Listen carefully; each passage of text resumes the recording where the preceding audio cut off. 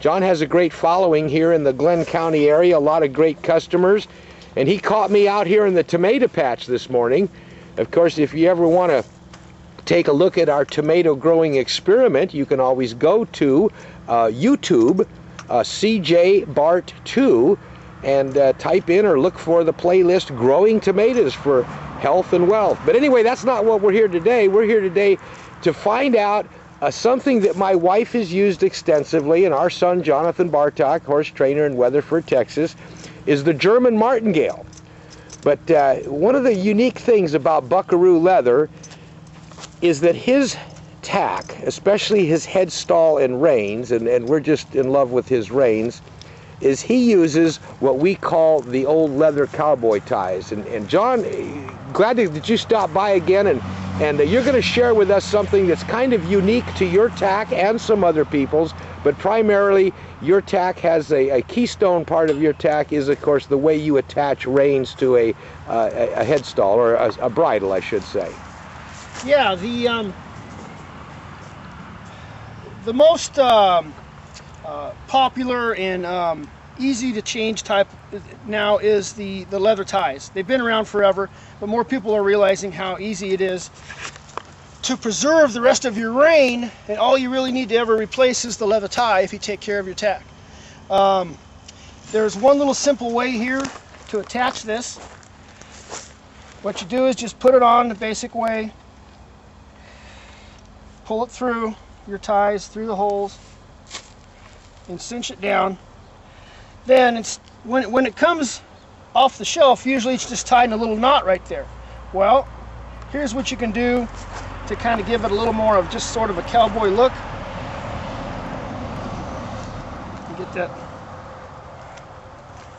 loosened up here just a little bit. And you have to. You need your awl, John. I forgot my awl, so I'm going to use a key a little bit just to pull that through, and there we go.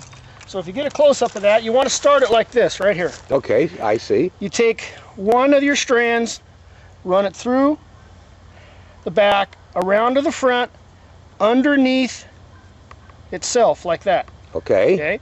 Then you do the same on the other side. You go the opposite way, around. Oh. That one you went that way, this one you go down. Okay. Through there, and then around and back underneath itself again. Okay. So you've made the loop on both sides. Right. Then all you do is snug it up. You snug up the first one from the top. You pull it around, snug it up.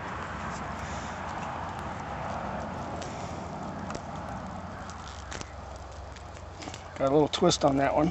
You want to keep the leather flat, in other words, right, John? Right, just like that. Keep it flat.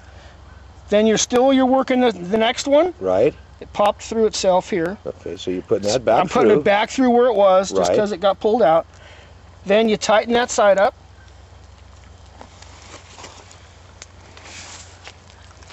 Well, Cass hasn't had a bit in her mouth in a long time. There you have a clean little tie. All right. It's not going to come undone. And there's no knot. There's no knot. Okay. It's flat on both sides. You can trim it here a little bit in there. Uh-huh. And you've got a nice tight. It's on the inside. It's flat. Right, against the cheek. Flat. Uh-huh. Like and so this is something that's easy to undo also. I used to always just tie like a square knot, and then with the sweat and everything, those would get, it'd be like impossible to try. I'd almost have to cut them loose. Exactly. So this knot is very flexible again, right, John? Very flexible and very easy to work. Okay, hold on just a minute while we focus in on that a little closer. I'm not much of a cameraman, but... All right, and it looks kind of cool, too. Yeah, all right. It has a good cowboy look to it. Okay, so you're here to share with